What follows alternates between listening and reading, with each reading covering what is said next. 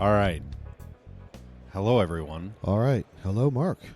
Hello, this is Perf Shall Bites we Live. stand and stretch our feet? I think we should stand up for this one. Don't you think? I have a cup of coffee. James, are you going to... Do you need a break, James? This is Perf Bites Live from Dynatrace Perform 2018 here in Loosey Goosey, Las Vegas. Loosey Goosey, Las Vegas. We could do that. We could do Lavender, Las Vegas. To go with the Lackluster? Lackluster, Las Vegas. Because I did try a couple of slot machines the other night and had a Lazy lackluster Las result. Vegas. Yes. Lovely Las Vegas. Liquid Las Vegas. I don't know Which why to I'm some blanking on people, words. if they drink a lot of L words. Lunch meat, Las Vegas. Lunch meat, Las Vegas. Meatloaf. Yeah. Meatloaf, meatloaf, meatloaf. And the apps. Because everyone's here for lunch. We can see if you could see the ocean of people at like the conference room tables. You notice nobody seems bored. Well, except for that one person over there. They're working really hard. Yeah. Everybody's in conversations. We've had a lot of good traffic at the booth. A lot of people stopping by. Maybe Yes. because we tweeted out the picture of James with the Dynatrace UFO that we're giving away. We're giving away a UFO? We're giving away a UFO. And this is a real UFO. Well, yes, it's real. Okay. Because the one that landed in Roswell was fiction. So they say. I think so. Yes, I want to believe. Yes. Good. But I'm tired, so I don't believe. So that'll be good. So here we are. And you just had a session. I just had a session on continuous performance. Let's talk about your session, Mark. Continuous performance. I did not get to make your session. ... And self-service ... with fully automated feedback loops. And meatloaf. So it was good. It was really taking a half-day workshop and compressing it into a 45-minute session. So what would the highlights of your message be in that? I think point number one... Can you take the 40 minutes and make it maybe 3 right now? Well, I think there's 3 takeaways that you would do, like when I do a submission, the do a 3 key takeaway. takeaways. One is that your existing tooling probably already supports doing continuous load testing. Okay. Right? Right. But you just need to change how you think you should be doing your job as a load tester. So it's going to take change, but one, the tooling is probably already there for you. So let's pause there for a moment and let's clarify continuous load testing. Do you mean I have an environment, load is always being generated on it, or is it like on a schedule, on demand? unattended? Well, here's the thing. It's funny you asked that, because point number 2 is that you will have to adapt when you do load testing to the fact that there's continuous releases, maybe with continuous integration, the pipeline, the main pipeline is continuously working. It's just most people right now manually decide what combination of releases they push into the load test environment. Right. Then they run a large integrated load test. And this is what I would call facilitated, manually conducted load testing. It's kind of the old school way we used to do it. Right. You get a release that comes in, you go ahead and fire up your generators and hit go and say, all right, just kicked off a test. I've got 30 minutes to go play some Halo. Yeah. Now, you and I in an old load testing world imagined that is really a good way to do it. Right. What's the best we had? What we might not perceive now is that doing that sort of stage up a bunch of releases that are aligned, then push them into the environment and test them as a unit or as a defined set of app releases, actually is quite costly upstream, because you're sort of maybe putting a pause and you're pooling up a bunch of releases, trying to manually figure out which dependencies need the thing, and the whatever, where actually the development streams now are just continually going forward. Right. And granted, if they do have dependency issues and they're not very smart about coding against dependencies or using the tools to figure those dependencies out, yeah, they're going to have collisions. But you know what your job as a tester is, not just a performance tester? As soon as possible, I want you to see big red errors about the stupid dependency thing that we missed. Right. So why would if I'm not doing my job of a tester, as I sit there in my lab saying, well, I'm going to wait till you guys get that dependency thing figured out. I'm not going to show any red errors. I'm not going to escalate. I'm not going to make it visible. I'm not going to be part of the display of we're not getting it right, we're not getting it right, we're not getting it right. Right. So that's a thinking change where rather than being late load testing late in the game, I have to wait till you figure out the releases for me to do my job as a tester. Instead, I'm just going to take whatever you got, put it in the environment, and hit the run button. Right. So if the scripts are not maintained, we're going to get lots of errors. We might get some false results too, but hopefully we get lots of errors. If the app is not functionally sound, you're going to get a lot of errors. What's a company really paying me to do as a tester? Run stuff as soon as possible and show if something's screwed up. Right. So that principle from a DevOps sort of frequent iterations, frequent feedback, that principle has to come into continuous performance testing versus manually attended, facilitated. So another interesting thing, I forget who it was we were talking with, Andy and I, on Pure Performance a while back. The idea of the build comes into your environment, right? Yeah. You run your tests. Maybe your tests don't cover the new functionality, or maybe some things have changed, so now your test scripts might fail themselves. Right. Well, what this team is doing, they happen to be a little bit of a unicorn, I'd say, in load testing, because they are putting in the money to do most of their load testing through browser-driven tests. Okay. So if they're going to have, if we talk about virtual users, if they're going to have 1,000 virtual users, there are going to be 1,000 browsers being driven. Meaning that from the development stage on, someone has created a browser-driven test for the unit test throughout. So as soon as it comes in their environment, they already have the new test ready to go, and they don't have to wait. They don't have to the risk of those scripts failing. Yeah. Again, not everybody could do that, but I just thought that was a fascinating idea because I will say that everyone should do that. Right. It's just a lot more money, right? Because how many tests can you run from a single desktop operating system that are browser-driven? Well, yeah, but this is an esoteric thing about browser-driven type of load tests, which... Well, it's just easier to maintain that one, right? Because someone else is doing that. No one's going to run no one's going to necessarily write a JMeter script. Yeah. Maybe not. Yeah. Go. In my world, Yeah. I don't have any GUI-based stuff at all. We are simply a large suite of web services. We're an enormous suite of microservices. But my particular little world in credit is a fairly small subset of the greater world. So web service-based stuff, the GUI stuff, that's the easy way to do it. But it's deceptively easy. Right. Because usually the people you get to build those kinds of scripts are equally tasked now chasing feature changes. You've ever tried to do like a Selenium script with AngularJS? It's a nightmare. Okay. I mean, so the idea of browser-driven GUI, it's still, as much as we might think, that's easier, sure enough, we figured out how to make it super weird and complex and all that. So you're really kind of apples and oranges in terms of pain. So you're saying I'm not saying more services that you can test. Yeah, but I'm not advocating or saying one way or the other. But in continuous performance for the session, it was mostly just describing, can I share, say, a JMeter script, the same JMeter script that I'm running in development for 10 threads? I just take that same JMeter script, feed it different data and different properties, and run it for 10,000 threads. Right. And actually, if the upstream in development, if that JMeter script is used and run on check-in for small unit component level performance tests, the developers will be the first ones to see that, the script's out. Yeah, of course. And they know right in their head. For them, it's 5 seconds. Payload change, add 2 fields.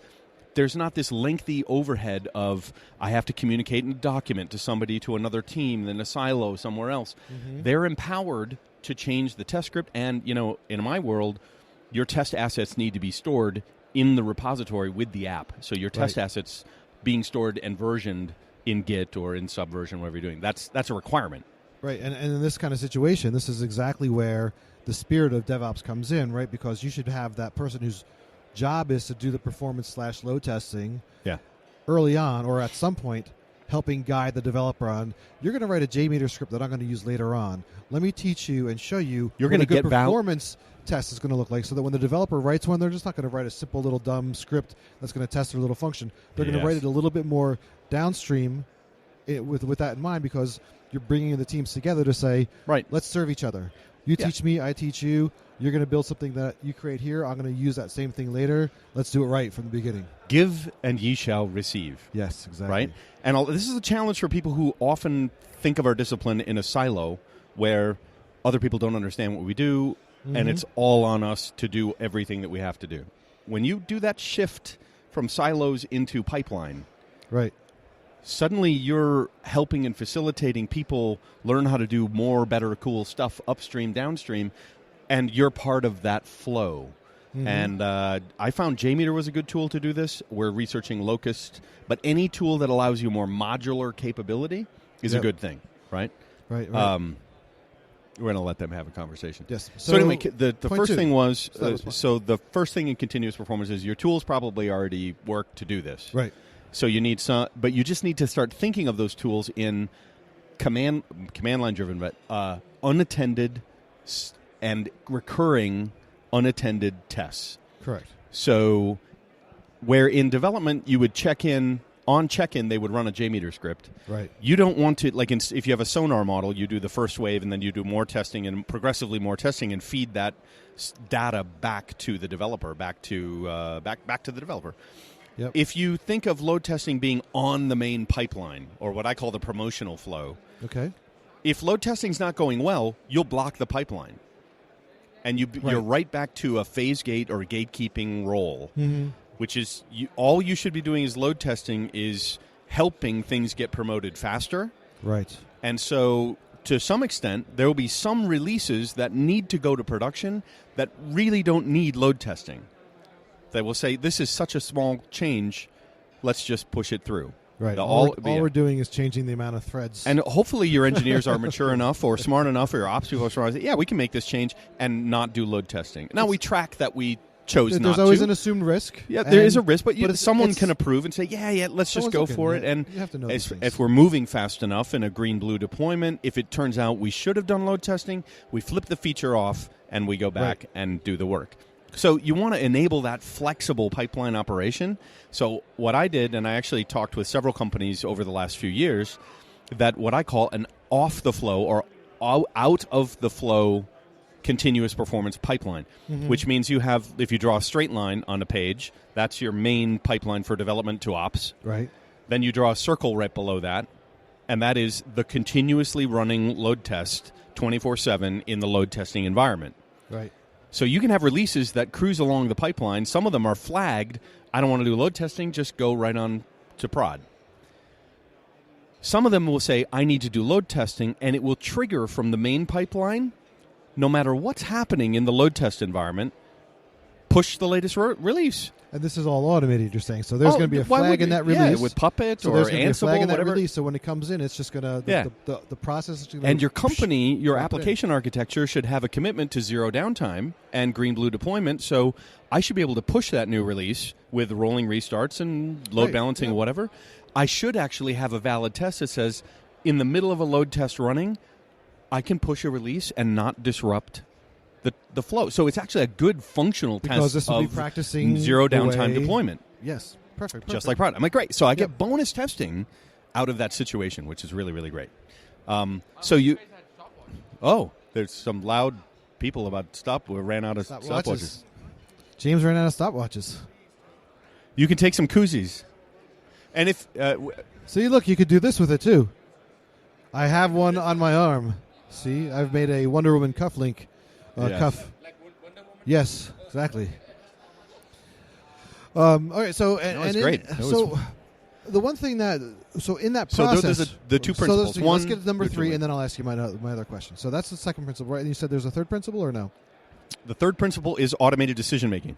Okay. Because you're going to have to... with Pass-fail, and notifications and the results and stuff, if you have sort of a singular pass-fail pipeline criteria, if you have you're waiting for Brent to come in and look at the results, or you have this sort of bottleneck thing. How do I? This is a big challenge. Right? How do I aggregate all of those results, which are nuanced? You know, it's not just green or red. There's yellow, right? High risk, low risk, medium risk. There's all different ways we can communicate that back to the pipeline. But usually, even a Jenkins or Bamboo pipeline, you've got to have some predetermined thresholds. And this is why I like in Dynatrace, the QA versions of Dynatrace, even Atmon, where you have the trending piece, the corridor. Yep. And so we can start communicating back. If you use Dynatrace, you can clearly either have an alert or not alert, or query an alert. Am I in threshold or out of threshold? And that's based on, say, a 30-day look back on how are we doing. So build over build over build, suddenly we've gone out of tolerance. And now that the fact that we're out of tolerance will actually, if it's a high-risk component, maybe it even blocks the pipeline. Or you want to make sure that the results of green, yellow, yellow to red, and you see things in like the financial trading markets. You can sort of say, they have the look-back periods, and you can see the trends. Yes. Same kind of thing for performance. You want to look at trending information, so a release manager, if it gets flagged, whoa, we're not going to automatically push this and decide to push. If it's totally green, maybe you decide as a company in your continuous deployment, go ahead and push it right to prod. Mm-hmm. Some companies will never do that. They'll just push to pre-prod, and then the actual push to production is manual decision with a push button. So that's exactly... So you have to feed those... The last part is like alerting and notification and sort of some parsing of the results. Now, if I were in a load runner world, use a load runner API. Neotis world, there's some APIs out of their results tool or repository. You can pull that out. Parse that up a little bit, get it back on the main pipeline for a given release. Right. So that was the second question I was thinking of. You just answered, because as soon as you said automated decision making, I was thinking, well, do you have yes, no, and then maybe where human steps in, and you kind of addressed that right there. Right, you're going to have conditions where yes, we can see this is good, we're going to push it automatically. Right. Yes, we can see this is obviously bad, we're going to break the pipeline right here. Right. And then that the middle ground. Machine doesn't know what to do with it. So that's where it's going to come into someone like you and the other people, or whoever else is in charge, right? Who's going to come in and say... Get your chat Slack notification bot put together. Have Davis on your bot world. That'll work nicely. And some way to interact and say, I get it's in the orange. I think we'll be all right. This is actually not that high risk of a X, Y, and Z. And the other transactions look really good. It's just this one weird transaction that no one ever does. Right. So that kind of subtlety. Now, there's a couple other weird... things in the continuous operations mode is that self-service was the other part of this. Is, do I have a way to have any engineer, maybe even people who don't even know JMeter, right, or don't even know the test tool, to sort of hop in and run a load test? Okay. Because I was the only performance engineer, the only load testing guy for quite a while here. Yes. And so I needed to give them a way to not have to understand the crazy folder structure of the shell command line SSH session running JMeter. So I used a tool like Rundeck.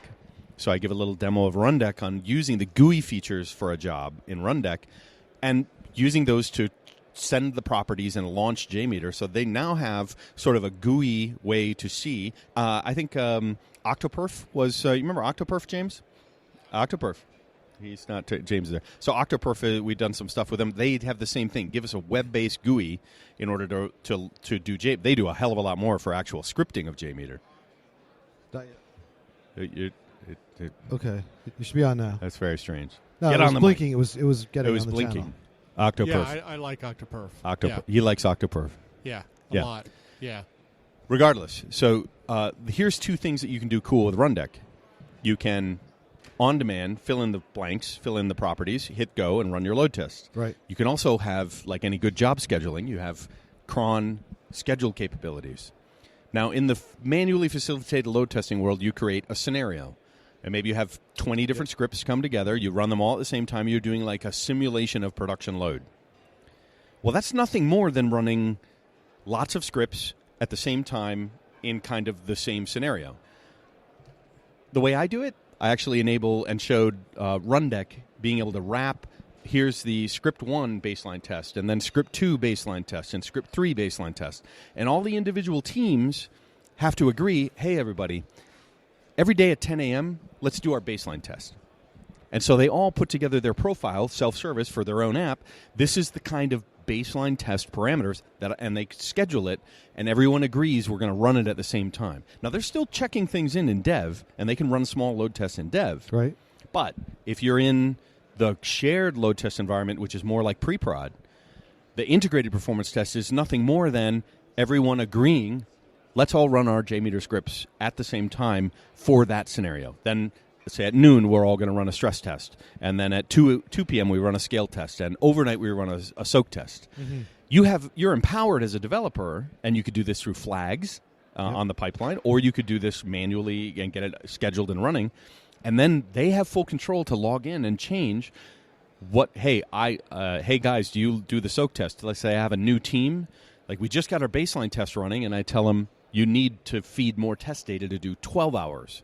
So like, okay, we're not quite ready to but when they're ready, they're like, we'll take our baseline test, we'll put our CSV files or data files, whatever you have to do, and then they're like, awesome, now we're starting getting. So if somebody's not getting test results, it's no longer on the separate siloed expert load testing guy named Mark. Right. It's a collaborative effort that everyone agrees to kind of come together and use this sort of independent cycling 24/7 continuous work. So that's where the self-service piece comes in from a Rundeck perspective.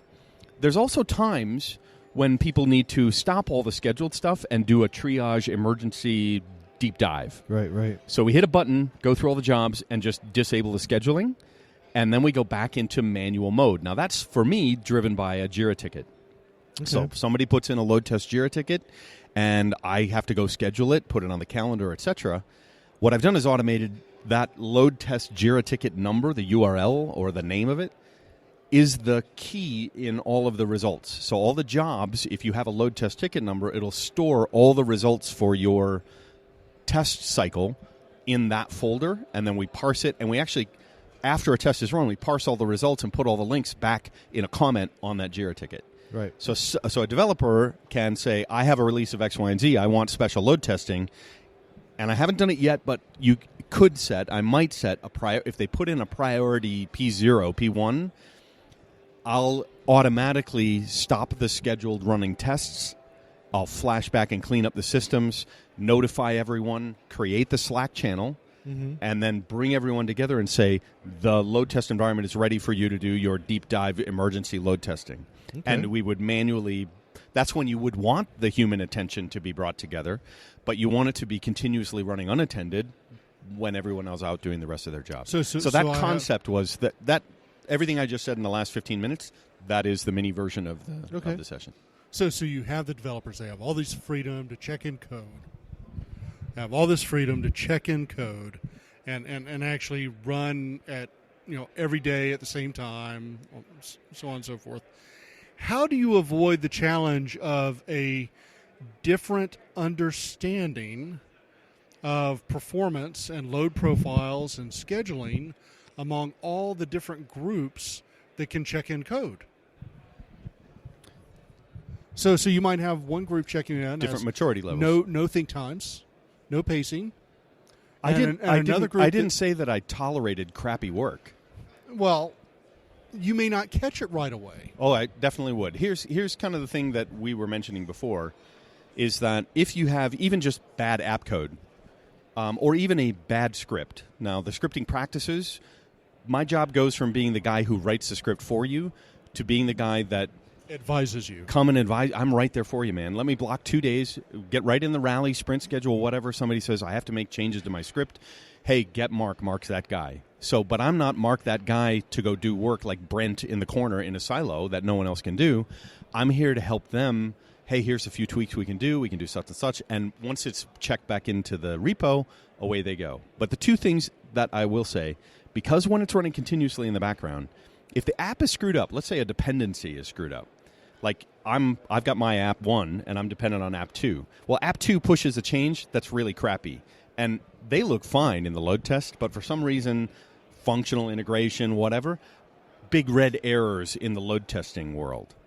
What we had talked about before is if you did a sort of manually facilitated load test project, whatever, we'd be in the lab with that version, and I would run the test, and then I would log a bug and wait for a fix.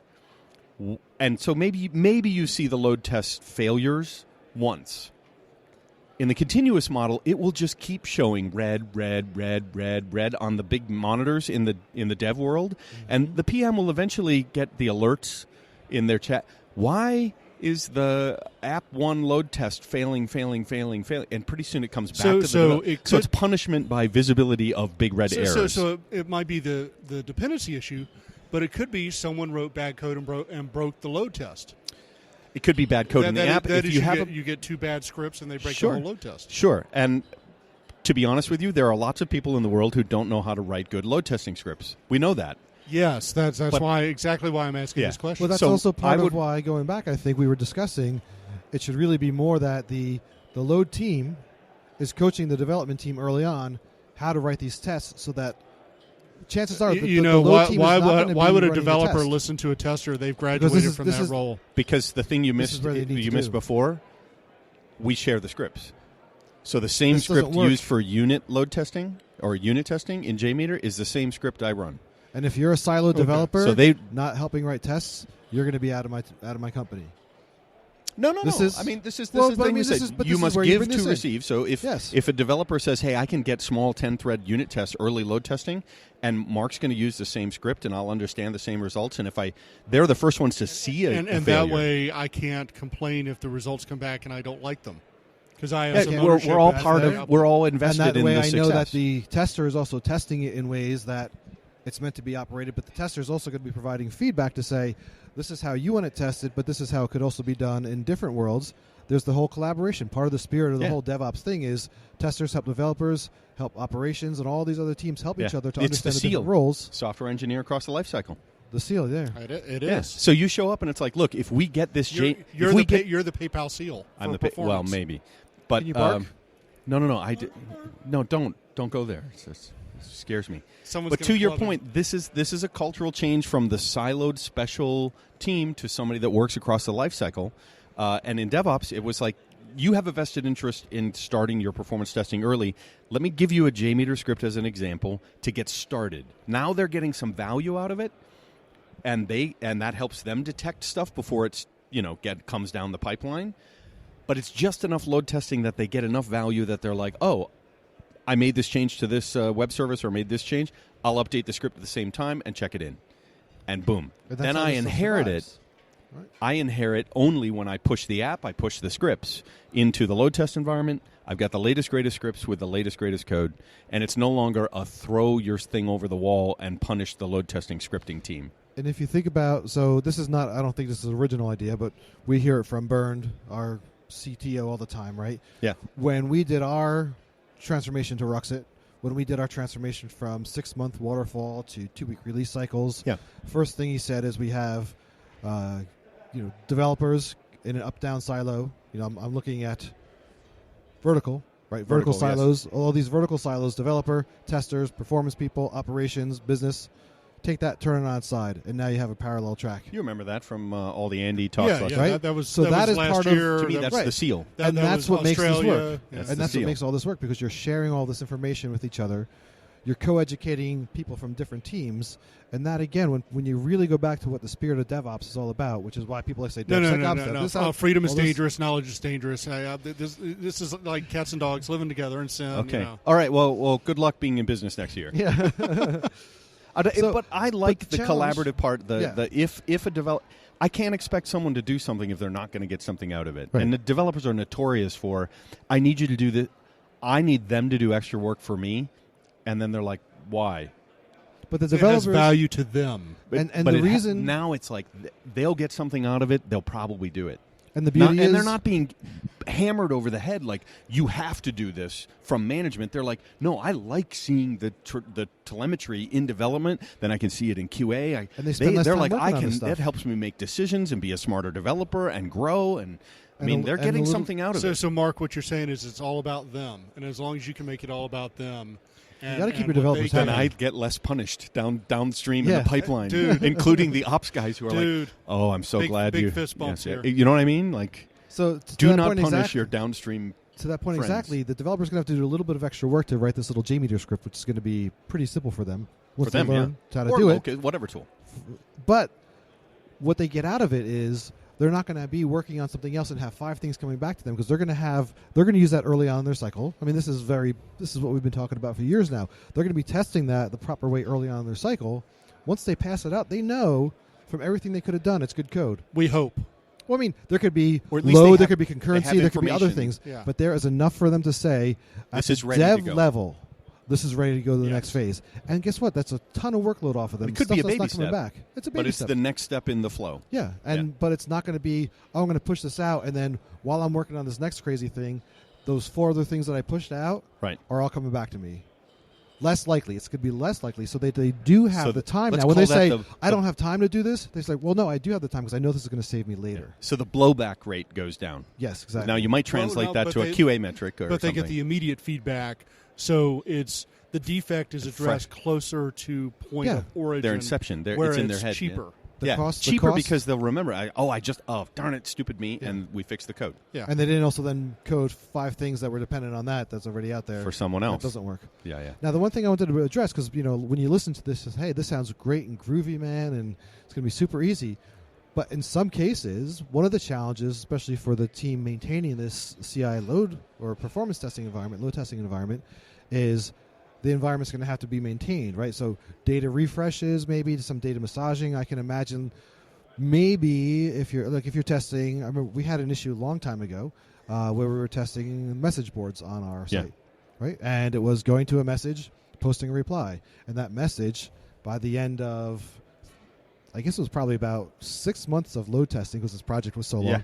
was humongous. And then by the end of the testing, we were like, boy, you guys have been breaking this build worse and worse and worse because things are slowing down more and more and more, especially on the message boards. But that's because we have a thread that has like 20 million replies on it, which doesn't that's exist. because you've not returned your data to its same Initial state. condition. Right, so all that has to be This factored is the- in. This is the shopping cart with 1 million items in it. But meanwhile, you Yeah, also yeah. want to make sure your application is growing as it would be growing in production.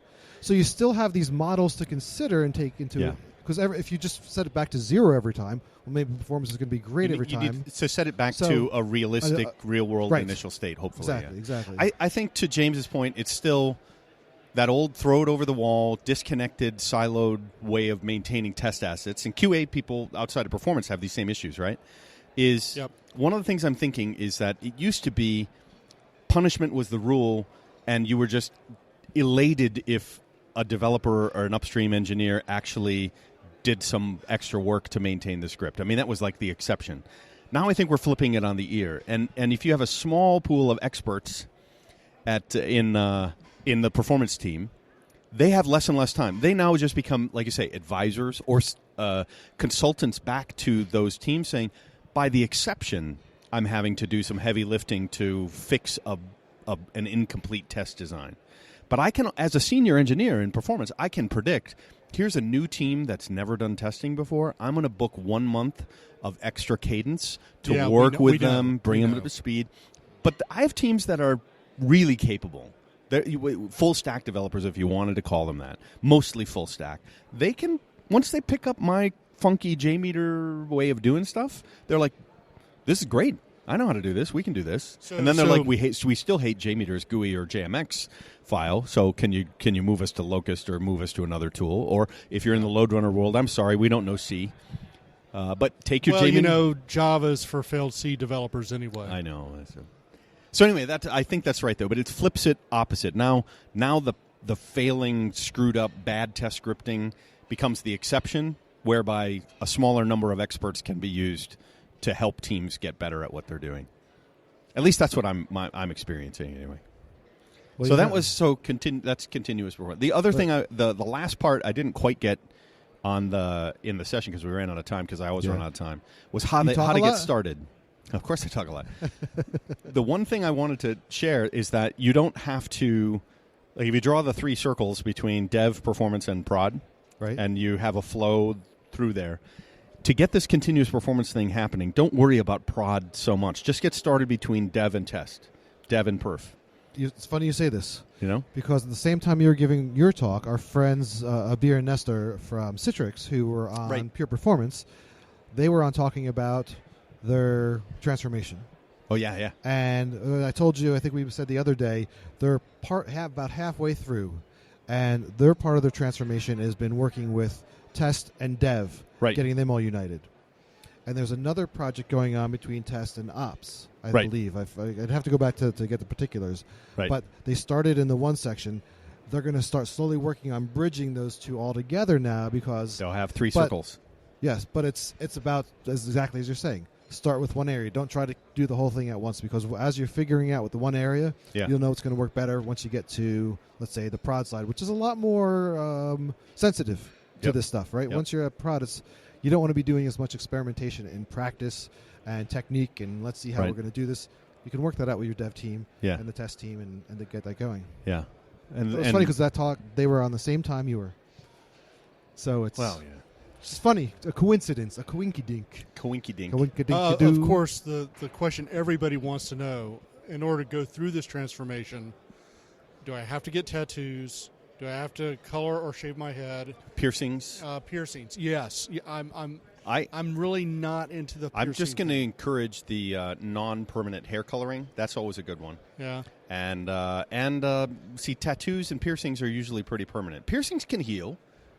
So the tattoos Sometimes. are definitely more permanent of the three. Let's Yeah. do it. So I would just start with hair coloring. You could do a UV What about ink. a henna tattoo? What about a Yeah, UV? that What about a works. Yeah, UV kinda ink? Very A temporary. UV ink tattoo that you can only see when you go into Spencer Gifts by the black light posters. Yeah, well, unless you own your own blacklight, Yes, that too. which Where you go on those certain I rides. think, that I have think them. that was an episode of CSI based here there's in one Las in, Vegas. there's one in a- CSI. Okay. And then there was a, the Gone in tattoo 60 that was done Seconds. with ultraviolet ink. I didn't even Nick know that Cage existed. movie. Okay, so do you notice they're packing up the swag booth? The swag booth. So if you wanted a T-shirt, there's a whole stack of Dynatrace UFOs over there Yeah, on sale. sale. We're going to give one away. I wonder if they get cheaper the closer they get to shutting down. I have no idea. Probably not because they have a shipping container. That's gonna not a container, but I'm sure that's gonna. You tell- can try. The thing that I want to Go- figure go out and- is go is and make the your bid. mounting the UFO on a stand. I got to figure that out. Yeah, that was interesting. Maybe it's just resting on top there. I think it's it has a the pipe. stem and it just Well, I think they might have upside been resting down it, through the stem. Yeah. so it would hold it enough. No, it was in there. You could shake the thing and it would stay on. Well, because it's got the cable. Right. But yeah, so what that means, There's though, someone who would know. what this means No, though he is doesn't that know. we're over halfway through. This, We're way the last over day. halfway Yeah. through. There's a last day, and well, we might do one more broadcast here as we get to the evening thing. But we Yeah. might do that portably. We've never done a portable broadcast, have we? No, I don't think we have. And I don't think the party's here. There's is going to it? be it's going to be No. at Brooklyn Bowl. There's going to be bowling and loud music, so it might be challenging. We'll have to see if we can pull it off. We can pull that off. Anyway, Dynatrace Perform. Perform, We'll yeah? do. There'll be some more stories. We might pull some more stories in. Yeah. Let's Yeah. perform 2018. Perform 2018. What did I say? You just said perform. Well, it is. Yes. Perform 2018. Yes. Last two things I wanted to Oh, say. no, wait. Wait. 84 Lumber.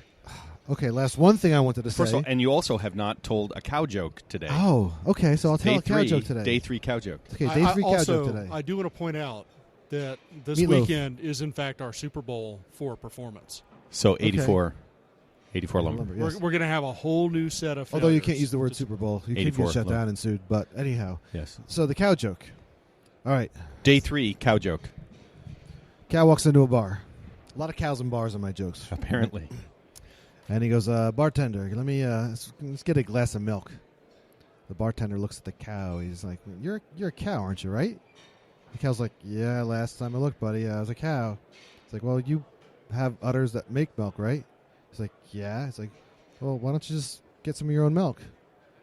And the cow goes, oh, geez, I never thought of that. Thank you. See, I told you. No one believes me when I tell them the joke's on you with my jokes. And then every time I tell them, they look at me like, I can't believe you just said that. But I told you. It's a cow joke. It's a good thing Andrew good Dice counter. Clay is not standing here. Exactly. Or Because he would steal my he- material? No, he would smack yes. you. That's it. Yes, you would be smacked. Why Andrew Dice Clay of all people? Yeah. All right. It's Anyhow. Vegas. So let's that's right. let's sign Let's off wrap for up. now, and Yep. then come up. We'll come back for the total show wrap up. Maybe another few stories. All Does right. that sound good? Thank you, everyone, for listening. Dun, dun, dun, Oh, dun, why is dun, my... dun, I don't think I've been dun, broadcasting dun, again. dun, dun, Stupid dun, connections dun, here. dun, dun, Ba-bum, ba-dum, bum, bum, bum, ba-da. I'll just download the. Dun, dun, dun, dun.